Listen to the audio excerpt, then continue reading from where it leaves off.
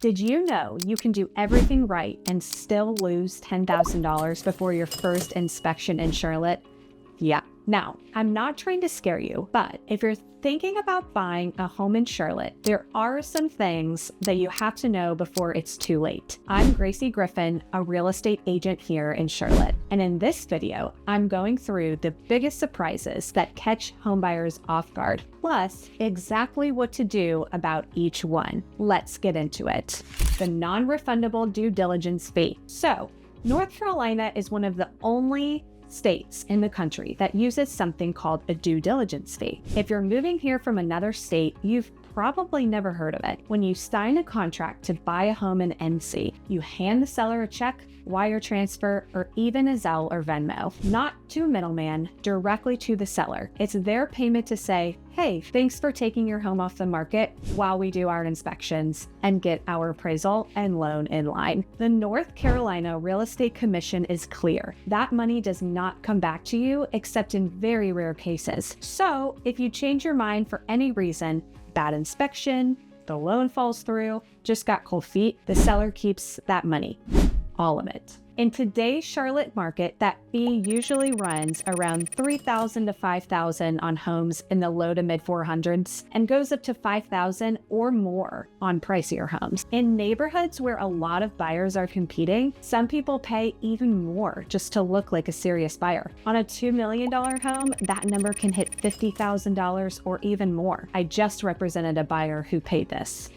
Now, this is on top of your earnest money. In North Carolina, you pay both if the seller requests it, but oftentimes they're okay with only the due diligence fee since the deposits are so high. The good news about the due diligence fee is that it does come back to you in the end, meaning as long as you proceed with the transaction, it goes as a credit towards your down payment or closing costs. But the due diligence fee goes straight to the seller the second you sign. The earnest money is held by a third party and you can get it back if you walk away before the due diligence period is over. Usually a 3-week timeline or so, but add them together and you could be writing checks for $5,000, $10,000, or much more before you've even done one inspection. Remember, all of this when we talk about the next couple of warnings. Pro tip here, don't make any offers until you know how this works, and make sure that money is ready to go before you sign anything. Once you sign, the clock starts and that money is gone if you walk.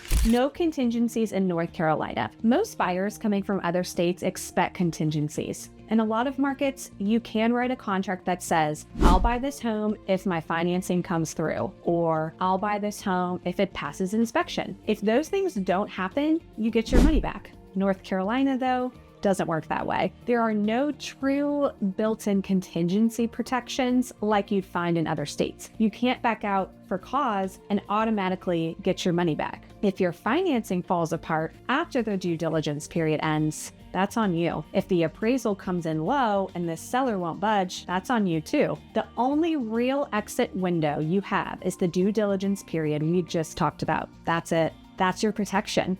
If you find problems during that window and the seller won't fix them, you have two choices. One, you can walk away and lose your due diligence fee, or you can move forward and accept the home as is. Once that window closes, you're committed. Any deal you make on repairs or price credits after that is based on the seller's goodwill, not anything the contract requires them to do. This is a big shift from how most people think buying a home works. Going in without understanding, it is one of the most expensive mistakes buyers can make in Charlotte. Seller can say no to any or all inspection requests. Okay, so this one catches people off guard every single time. You get an inspection done.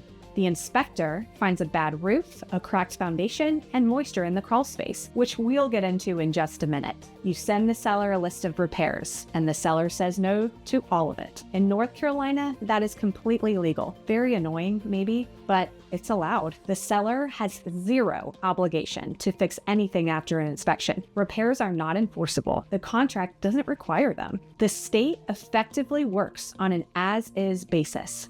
The inspection doesn't protect your money. It just gives you information so you can decide what to do with it. And here's where that due diligence fee becomes really important again. If you walk away because the seller won't fix anything, you lose that fee. It doesn't matter how bad the inspection report is. The seller keeps it. So your only real options are to negotiate on your own, accept the home the way it is, or walk away and eat the loss. What does protect you, however, is if the inspection report comes back terribly, the seller now has to disclose all of those issues to any new potential buyers who come through. So although they collect this big due diligence fee from you, their worst nightmare is going back on the market and trying to sell to a second buyer after any issues arise the first time. This is why choosing the right buyer's agent in Charlotte isn't just helpful. It's the difference between protecting yourself and getting stuck. You need someone who knows how to negotiate in a state where the contract gives sellers almost all the leverage after you sign. And this is where I come in. If any of this is already making your head spin, that's exactly why I'm helping here. I've been helping buyers and sellers to deal with these things for many years now. So just send me a message via the contact info below.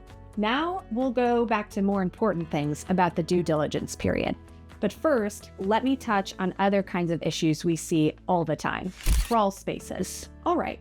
So this next one surprises almost every buyer who comes from outside the South. Most homes in Charlotte are built on something called a crawl space instead of a basement. If you grew up in the Midwest or Northeast, you've probably never dealt with one. A crawl space is basically a small open area under the floor of the house.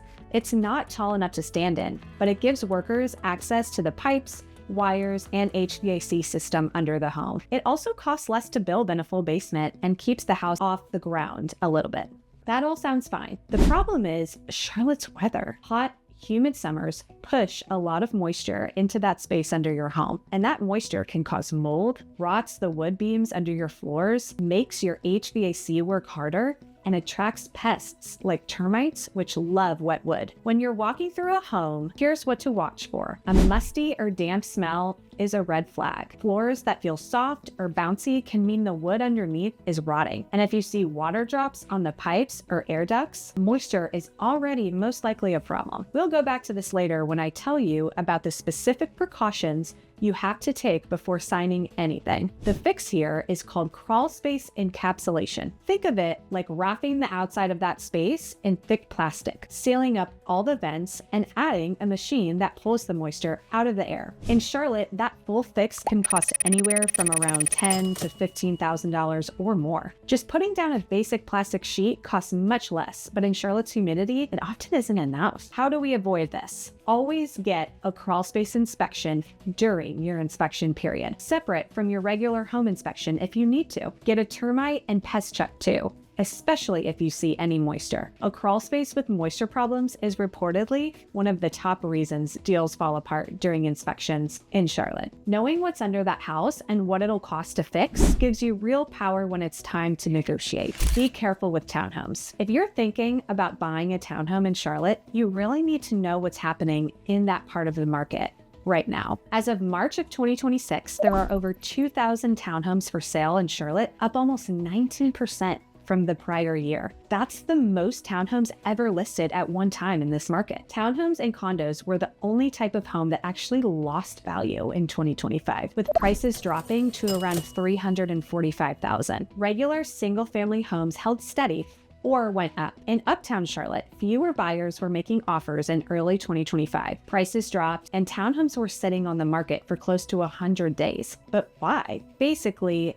too many new townhomes are being built at the same time. Builders are offering big deals to get buyers into new units, and that makes it harder to sell an existing townhome at a good price. So if you buy a townhome today thinking it'll go up in value the same way a house would, that might not happen, at least not for a while. Townhomes can make sense still if you want something more affordable or in a central location. Just go in knowing the full picture. Look at the HOA's reserve fund and budget during your inspection period. and be honest with yourself about what kind of growth you can expect compared to a regular house. Negligent misrepresentation and buyer beware. This last one trips people up the most, and it almost always happens after they've already closed. North Carolina is what's called a buyer beware state. The North Carolina Realtors Association says it clearly. In North Carolina, it's the buyer's job to check out the condition of a home before they buy it. So sellers do have to fill out a property disclosure form under NC Law Chapter 47E. But for every single item on that form, the seller can check a box that says no representation. That means they're saying they don't know anything about that part of the home. When they check that box, it becomes your problem to find out the truth. Kind of harsh, right? And this is the part that really catches people off guard. A seller or agent doesn't have to lie on purpose to get you in trouble. The North Carolina Real Estate Commission says an agent can get in trouble just for giving you wrong information, even if they made an honest mistake, because they should have known better. But